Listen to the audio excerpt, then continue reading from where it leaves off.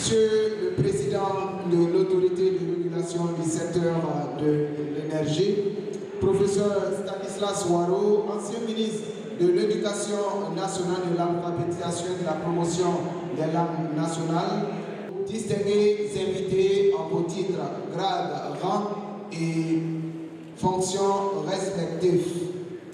Bienvenue dans cet espace public de débat, de partage d'expériences sur la connaissance et l'innovation. C'est l'Agora 2, une trouvaille de l'Institut universitaire de technologie. Avec votre permission, mesdames et messieurs, nous allons écouter le directeur de l'Institut universitaire de technologie pour son mot de bienvenue. Chers étudiants, vous êtes le cœur battant de cette Agora. En vous, nous reconnaissons des talents, des rêves et une énergie capable de transformer les défis en opportunités. Cette Agora vous est dédiée. Elle est conçue comme un espace libre d'expression, de créativité, d'engagement, mais aussi d'apprentissage rigoureux. Car l'innovation ne s'improvise pas. Elle se cultive, elle se construit. Nous croyons en une jeunesse qui agit, qui invente et qui transforme le réel.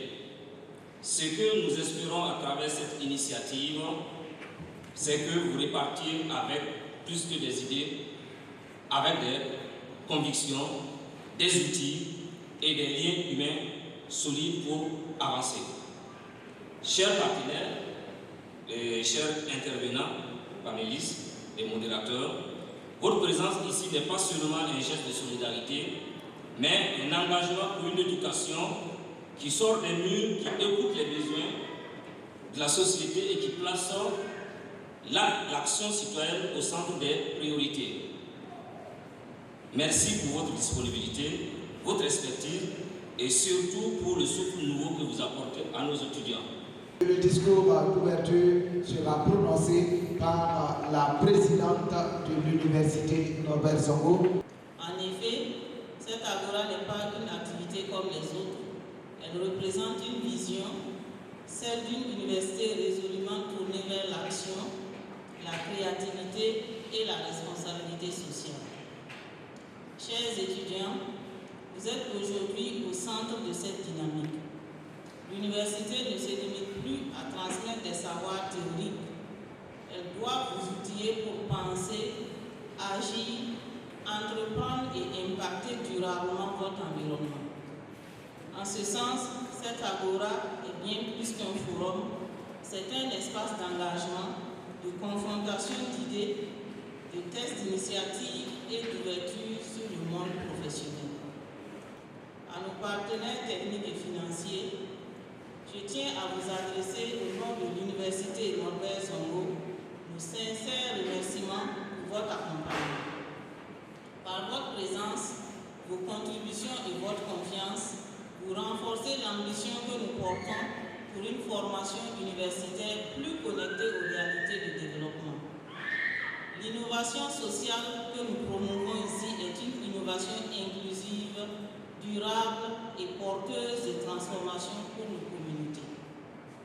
Mesdames et messieurs, l'Agora de l'IT traduit aussi une dynamique interne que nous saluons, celle d'un engagement collectif de la communauté universitaire, de son personnel administratif et enseignant, à repenser nos méthodes pédagogiques et à soutenir nos étudiants dans la co-construction de leur avenir.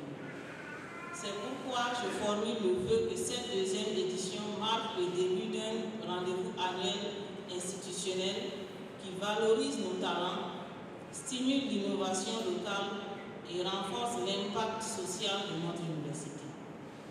Sur ces mots, et avec l'honneur qui m'échoit, je déclare ouverte l'édition 2025 de l'Agora de l'entrepreneuriat et de l'innovation sociale de l'Institut universitaire de technologie.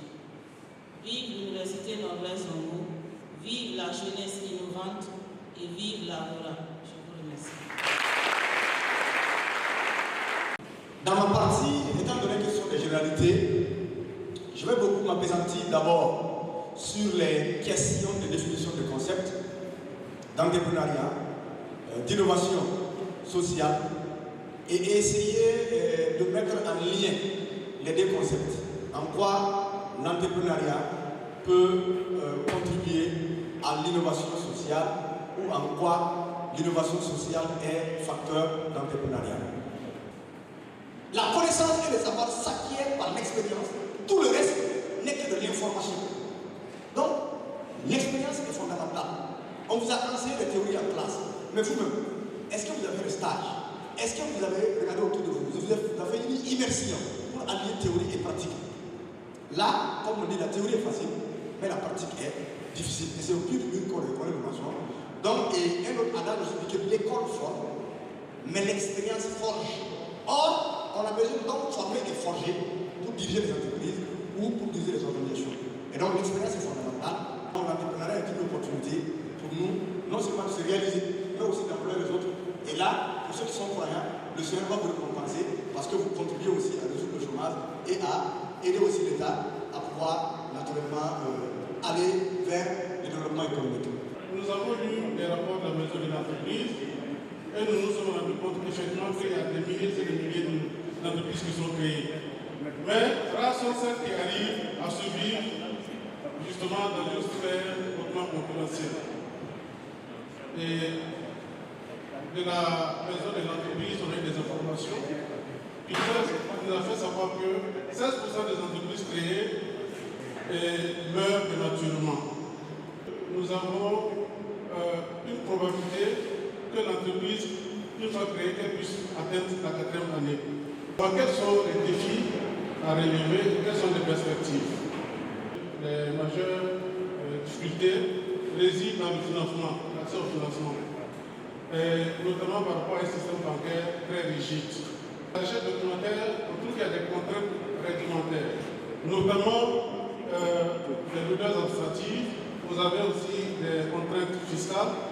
Nous avons les charges, c'est-à-dire les responsabilités sociales qui ne sont pas connues, par exemple, de tous les promoteurs d'entreprise. Parce qu'une entreprise, une fois qu'elle est créée, vous avez les charges fiscales, les charges sociales. Des recherches documentaires, il ressort qu'il y a aussi le manque de compétences. Vous avez aussi les barrières linguistiques et culturelles qui constituent des entraves par rapport à la croissance même de l'entreprise créée. Nous devons avoir le civisme fiscal. Parce que si nous tenons cette activité aujourd'hui, c'est grâce justement aux contribuables que nous sommes là, principalement je crois. Tout ce qui est récolté par l'administration fiscale, ça permet de vous fournir le FONER, de fournir les infrastructures. Donc le jour où vous allez créer votre entreprise, je vous invite à être civique. La mentalité, il faut changer de mentalité. Il ne faut jamais attendre que les autres vous donnent. Créez autour de vous-même, comme on l'a dit, dans les difficultés, vous pouvez transformer les difficultés en opportunités. Aujourd'hui, on est là pour parler d'entrepreneuriat. Moi, je vais peut-être pas beaucoup m'attarder sur les défis théoriques. On va s'arrêter un moment pour dire, est-ce que moi qui suis assis dans cette salle, est-ce que je peux entreprendre? Est-ce que? Parce que c'est vrai, d'être dans le domaine aujourd'hui des études, des jeunes étudiants, à la fin, comme vous savez, on ne peut pas prendre tout le monde. On ne peut pas. Donc, heureusement, vous avez l'attitude de créer vous-même. Donc, vous avez une obligation pour faire comprendre que vous êtes des créateurs de valeur, créateurs d'entreprise. Ok. S'impliquer dans les incubateurs. Je pense que tous les professeurs ici, docteur Sanfo, en a parlé tout à l'heure. Je crois que ça, c'est des choses qui sont très importantes. Donc, il faut vraiment que vous alliez dans ce sens-là. Participer à des formations en ligne. Également, créer des partenaires stratégiques. Ça, c'est pour vraiment les opportunités pour nous, jeunes étudiants.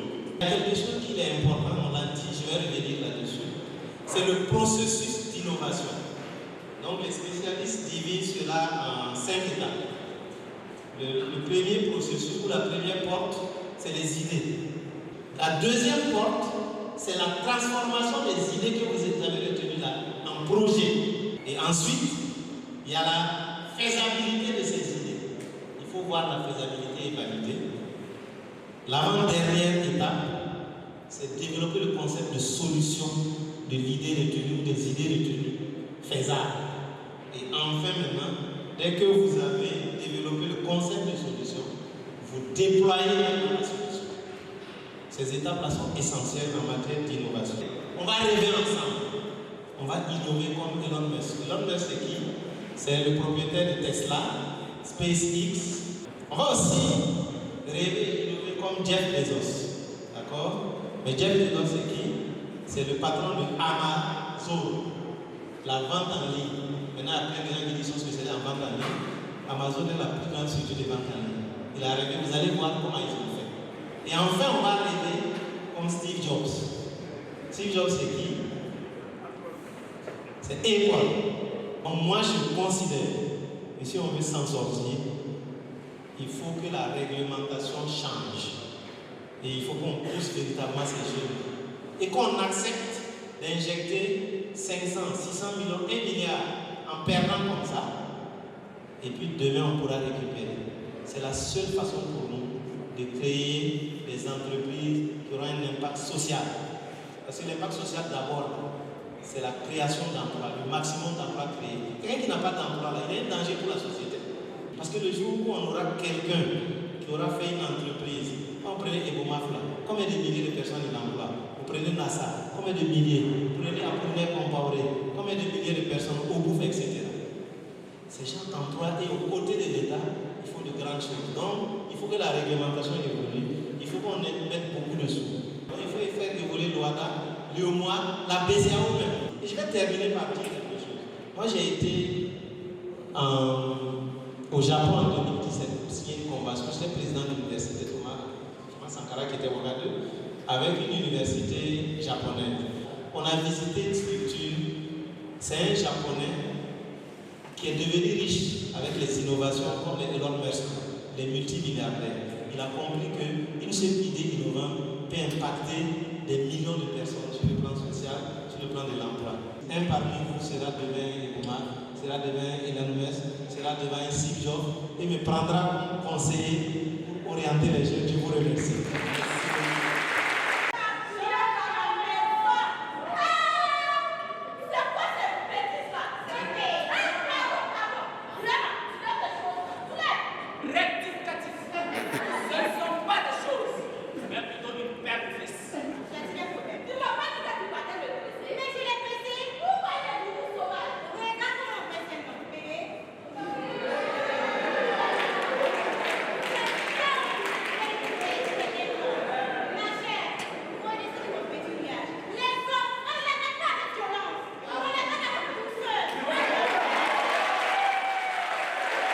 Stay